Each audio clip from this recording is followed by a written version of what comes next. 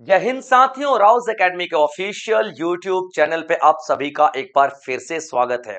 मैं जय ओझा लेकर के आया हूं एक और शानदार करंट अफेयर की क्लास आप सभी के लिए, जहां हम बात करेंगे केवल और केवल एग्जाम ओरिएंटेड न्यूज की, यानी कि एग्जाम ओरिएंटेड फैक्ट्स की। तो चलिए शुरुआत करते हैं, देखते हैं हमारा आज का सेशन क्या कहता है। लेकिन सबसे पहले देखेंगे हमारा आज का खूबसूरत विचार क्या कहता है। हर छोटा बदलाव बड़ी कामयाबी का हिस्सा होता है। जीवन में जरूरी नहीं है कि आप एकदम बड़े बदलाव के साथ जीवन को आगे बढ़ाएं। आप छोटे छोटे बदलाव हर दिन करते रहें, लगातार करते रहें। एक दिन ऐसा आएगा कि ये छोटे छोटे बदलाव ही बड़े बड़े बदलाव हो चुके होंगे। लेकिन याद रखिएगा, बदलाव पॉजिटिव होना चाहिए, सकारात्मक होना चाहिए। कहीं ऐसा नहीं कि छोटे छोटे बदलाव आप लोग कर रहे हो और निगेटिव दिशा में कर रहे हो, नकारात्मक दिशा में कर रहे हो, तो डेफिनेटली आपकी लुटिया तो डूबेगी भाई साहब, है ना। नहीं, तो आपको क्या करना है, तो सीधा एकदम सरल और सकारात्मक स्वभाव अपनाना है, परिवर्तन लेकर के आने हैं। चलिए अब देखते हैं बच्चों, यहां पर पहली जो न्यूज क्या है, विकसित भारत से। विकसित भारत युवा कनेक्ट कार्यक्रम का सेकेंड फेज शुरू हो चुका है। याद रखिएगा, विकसित भारत, विकसित भारत युवा कनेक्ट कार्यक्रम का सेकेंड फेज यहां शुरू होता हुआ आपको नजर आएगा।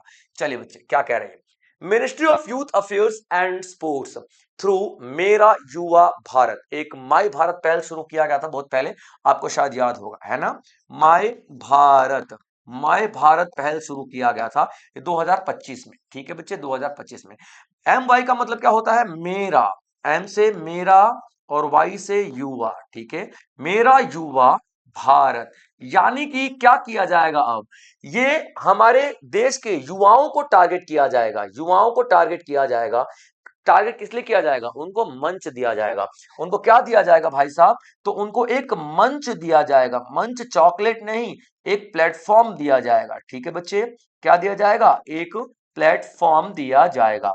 और एक कैसा प्लेटफॉर्म होगा, यहां पर जितने बड़े बड़े एंटरप्रेन्योर्स है, जैसे कि मान लीजिए कि किसी एक युवा ने बहुत बढ़िया काम किया है, एंटरप्रेन्योरशिप निकाली है, कोई बढ़िया कंपनी शुरू किया जो बहुत बढ़िया चल रही है, अर्थव्यवस्था को बहुत बढ़िया उसमें उम्मीदें नजर आ रही हैं, 10-12 लोगों को उसने नौकरी दे रखा है, कई ब्रांचेस खोल रखी हैं, और एक एग्जाम्पल है अपने सोसाइटी के लिए। तो उस तरीके के लोगों को यहाँ पर बुलाया जाता है, बहुत सारे लोगों को। ठीक है, याद रखना कि हजारों लोगों को यहाँ पर बुलाया जाएगा, 1000+ लोगों को बुलाया जाएगा, जो कि मिल करके अपने अपने आइडियाज शेयर करेंगे यहाँ इस मंच पे। ठीक है बच्चे, तो क्या है इस पहल का नाम, मेरा युवा भारत। इसका सेकंड चरण शुरू हो चुका है, किसके द्वारा, मिनिस्ट्री ऑफ यूथ अफेयर्स के द्वारा। ठीक है बच्चे, थ्रू मेरा युवा भारत, मेरा युवा भारत प्लेटफॉर्म है। Clear point. Launch phase two, launch phase two किसका, विकसित भारत युवा कनेक्ट प्रोग्राम, एक प्रोग्राम है। ठीक है, ये जो मंच है इसका नाम क्या है, मेरा युवा भारत, माय भारत, ये मंच है। इस मंच के ऊपर एक प्रोग्राम किया गया है, और ये जो प्रोग्राम है, याद रखना, ये जो प्रोग्राम है कौन कर रहा है, तो ये जो प्रोग्राम है इसका नाम क्या है, विकसित भारत युवा कनेक्ट। यानी कि हम लोग जो विकसित भारत बनने का 2047 तक का सपना देख रहे हैं ना भाई साहब, 2047 तक का, वो कैसे पूरा होगा, वो तब पूरा होगा जब हमारे भारत के युवा, जो यूथ है, उनके आइडियाज शेयर किए जाएंगे, उनके आइडियाज पे काम किए जाएंगे, वो एक दूसरे को अपने अपने आइडियाज का आदान प्रदान करेंगे, है ना बच्चे, याद रखना। तो इस प्लेटफॉर्म पे आकर के वो अपने अपने आइडियाज को शेयर करेंगे। ठीक है, कब, तो नई दिल्ली, कितना, 9 मार्च को 2026, यानी कि कल इन्होंने पूरा पूरा कार्यक्रम शुरू कर दिया है। ठीक है बच्चे, to engage youth in national building and the Viksit Bharat 2047 vision.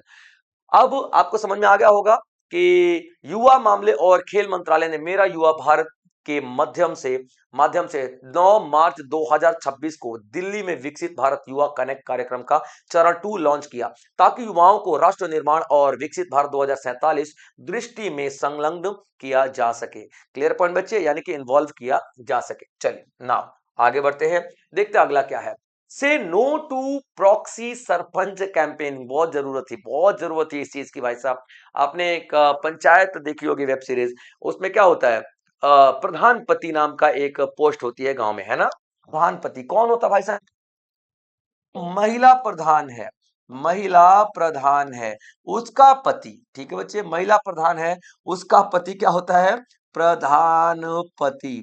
अब ये कोई पद नहीं है, ये कोई पद नहीं है, क्योंकि महिला प्रधान है, महिला मुखिया है, इस वजह से महिला का पति प्रधानपति कहला रहा है। आपने देखा होगा वेब सीरीज में। तो भाई ये कितनी गलत बात है, जनता ने चुना है महिला को, है ना, और कार्य कौन कर रहा है, तो पुरुष कार्य कर रहा है भाई साहब, उसका पति। तो इसको प्रॉक्सी सरपंच कहते हैं, प्रॉक्सी सरपंच। तो प्रॉक्सी सरपंच का जो पूरा एक सिस्टम है, इसको खत्म करने के लिए एक मिशन चलाया गया, से नो टू प्रॉक्सी सरपंच। ठीक है बच्चे, याद रखना। पंचायती राज मंत्रालय ने प्रॉक्सी सरपंच को ना कहें, यानी से नो टू प्रॉक्सी सरपंच अभियान शुरू किया, ताकि सरपंच पति यानी प्रधान पति प्रथा को रोक सके और पंचायती राज संस्थानों में वास्तविक महिला नेतृत्व को बढ़ावा दे सके। यह अभियान 18 मार्च 2026 तक चलेगा। ठीक है बच्चे, 9 मार्च से 18 मार्च 2026 तक ये प्रोग्राम को चलाया जाएगा। ठीक है, याद रखेगा। तो ये बहुत ही गलत एक कदम होता है भारत में। मैं तो अक्सर गांव में देखता रहता हूं कि सरपंच जी ही हैं, चाहे वो सरपंच है या नहीं है, कहलाएंगे सरपंच जी ही। उनकी वाइफ सरपंच है, लेकिन उनको कोई नहीं जानता है। अब उनके बदले सारे के सारे काम कौन कर रहा है, तो सरपंच जी कर रहे हैं।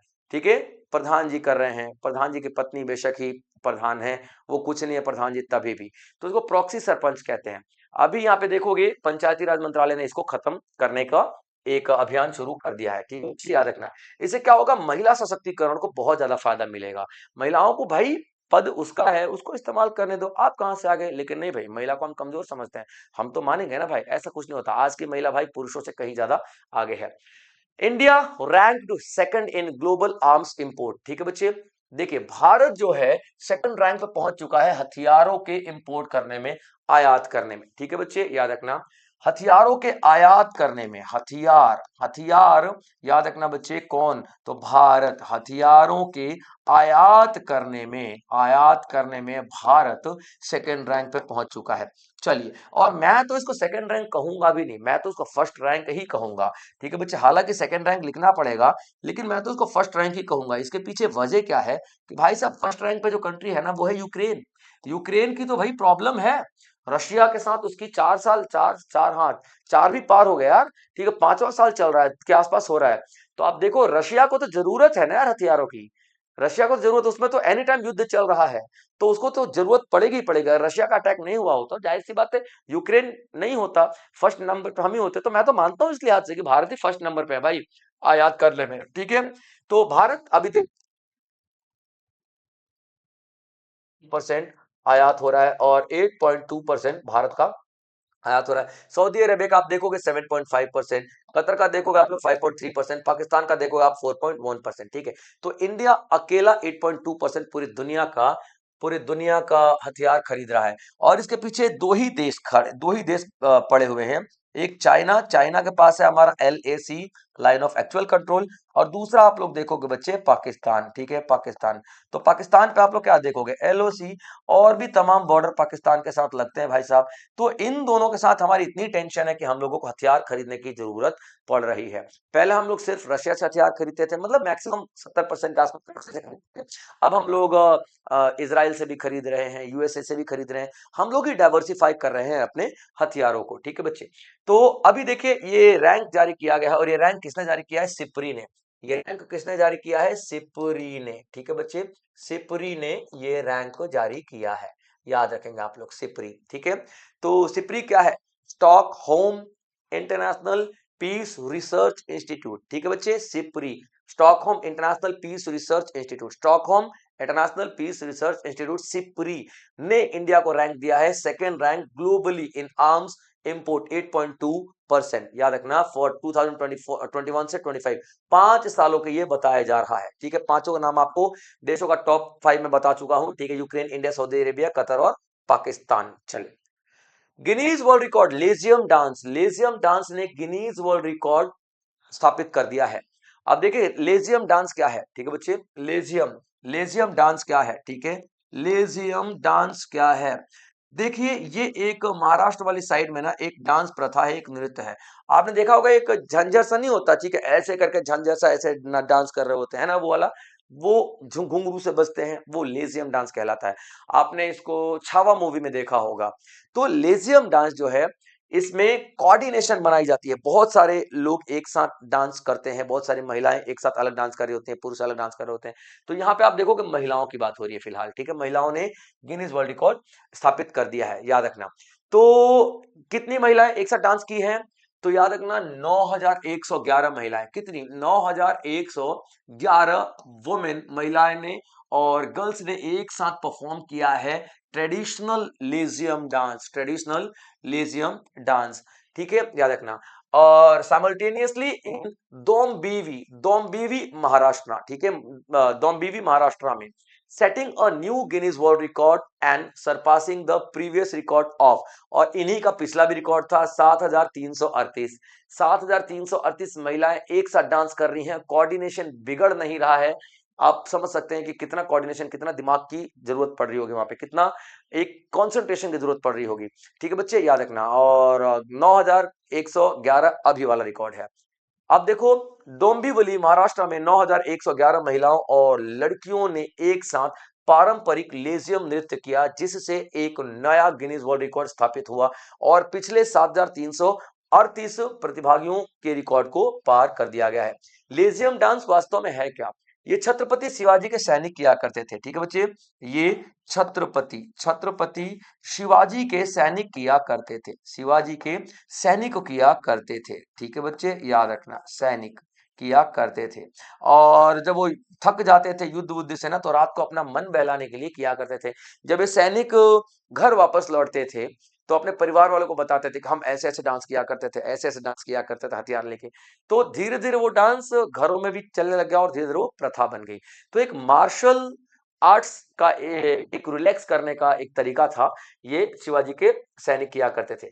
आगे बढ़ते हैं। इंडिया और सेशेल्स ने एक एक्सरसाइज कंडक्ट किया है, इंडिया और सेशेल्स ने एक एक्सरसाइज कंडक्ट किया है।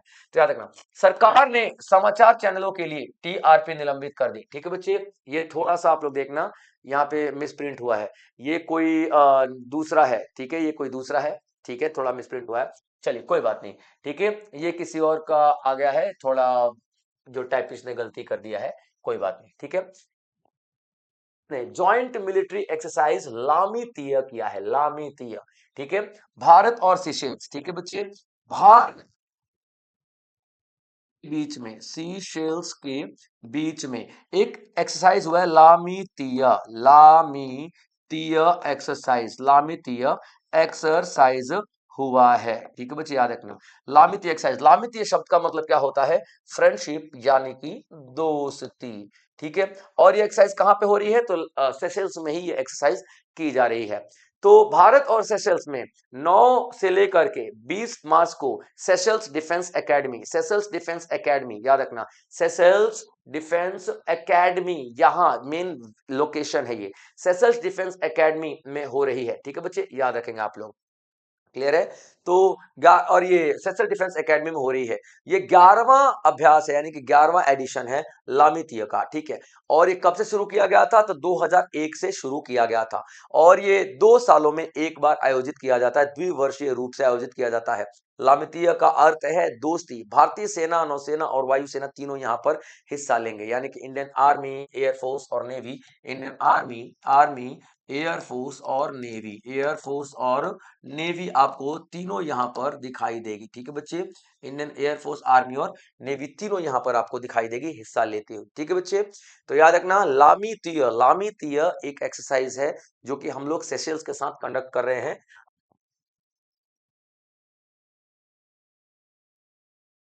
बेस्ट एक्ट्रेस एट तेलंगाना गद्दार अवार्ड, ठीक है, याद रखना, गद्दार अवार्ड। तो देखोगे बच्चे, नाम अजीब सा ही है लेकिन ठीक है, रश्मिका मंदाना ने जीता है तेलंगाना गद्दार अवार्ड्स में सर्वश्रेष्ठ अभिनेत्री का अवार्ड, ठीक है बच्चे, याद रखना।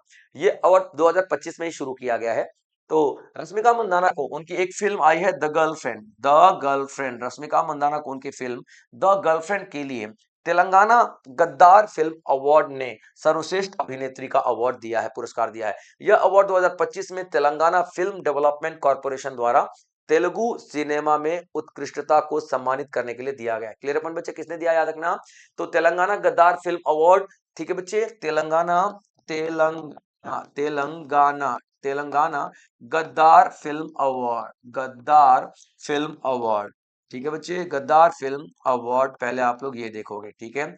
तेलंगाना गद्दार फिल्म अवार्ड, ठीक है। यहां पर दिया गया है कौन सी, तो द गर्लफ्रेंड, इनकी कौन सी फिल्म है, द गर्लफ्रेंड। द गर्लफ्रेंड इनकी एक बड़ी इमोशनल मूवी है, मैं देखा तो नहीं है बट सुना है, उनके लिए मिला है। किसने दिया है, तेलंगाना फिल्म डेवलपमेंट कॉर्पोरेशन, ठीक है बच्चे। तेलंगाना फिल्म डेवलपमेंट कॉर्पोरेशन ने दिया है, Telangana Telangana film development corporation, ठीक है बच्चे। डेवलपमेंट कॉरपोरेशन ने दिया है, कॉरपोरेशन ने दिया है, ठीक है बच्चे। याद रखना, ये सारी की सारी चीजें आप सभी के लिए इंपॉर्टेंट हो जाती हैं। चलिए आगे बढ़ते हैं बच्चे, ठीक है। नाउ केतन मर्चेंट को फिनो पेमेंट बैंक का एंटरिम सीईओ नियुक्त किया गया, ठीक है बच्चे, याद रखना। फिनो पेमेंट बैंक, तो आरबीआई ही इस तरीके की नियुक्ति करता है, किसी भी बैंक आरबीआई अप्रूव करेगा, तो अप्रूव कर दिया है, ठीक है बच्चे, अप्रूव कर दिया है।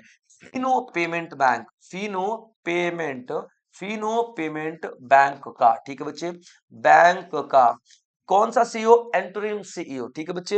एंटरिम यानी अंतरिम सीईओ, ठीक है बच्चे, अंतरिम सीईओ, ठीक है।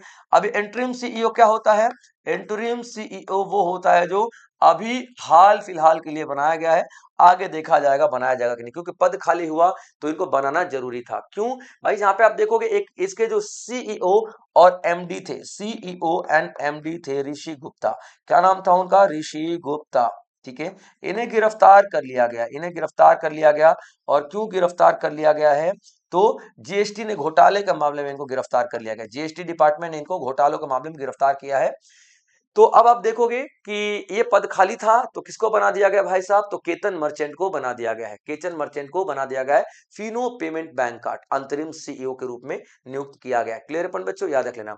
और देखते हैं आगे ये क्या करते हैं, बट फिलहाल इनको 3 महीने के लिए बनाया गया है कि 3 महीने बाद जो भी होगा या तो यही आगे रहेंगे या तो किसी ना किसी को लेकर के आया जाएगा सीईओ के पद पे, ठीक है बच्चे, याद रखना।